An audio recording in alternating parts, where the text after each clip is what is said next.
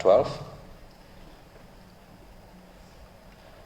And in slide number 12, we have the green color showing the total revenue, and the light green color, that is the dark green color, light green color showing expenditure and net lending as a percentage of GDP.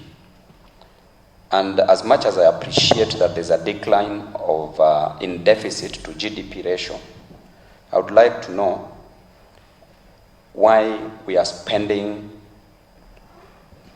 what we don't have. By the rule of nemo dat quod non habet rule in commercial law, it states that you cannot spend what you don't have. And clearly, what we are seeing here is that we are spending what we don't have. So kindly explain to me that. Number 2, on slide 29, we have a projection of our revenue in 2023-2024 to be approximately 2.571 trillion. I also would like you to explain to me, Director, why this projection is an increment in revenue with the current situation where we are increasing taxes. And you know, if you increase taxes, literally, you are increasing prices of goods and services, especially the fuel tax. Any good and service that is capable of being transported, you increase their prices. With the increment of prices, will literally lead to a decrease in demand. Therefore, going by the demand and supply, there is a likelihood not to collect more revenue. Then number 2, how do we expect again to collect more in the projected years, that is 23-24 and 24-25, yet we are participating in what we call the brain drain. If we take our labor from the country to other countries to get jobs in other countries, we get our people to give them jobs in other countries, having spent the resources to train them in our country.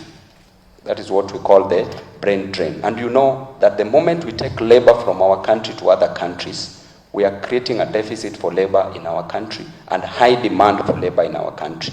With high demand for labor in our country, literally the cost of production will go high. With the increment in cost of production, we expect the cost of goods and services to go up. So how do we collect more revenue with those two in mind? Thank you very much. Dr. Babu Owino is an actuarial scientist and a lawyer. So I hope you have gotten his English correctly. Honorable Makari Mulu. Yes, we are increasing taxes. Yes, we are increasing charges.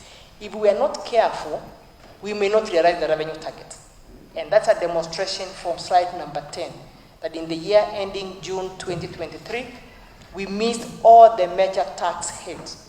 Income tax went down, VAT went down, excise duty went down, import. The importers and the exporters are on the same side. Everybody's not doing well. The investors are not doing well, and even us as the citizens who are supposed to pay through our purchase, because if you don't have purchasing power, you want to try and see how you survive. That's why you see all the tax heads going down.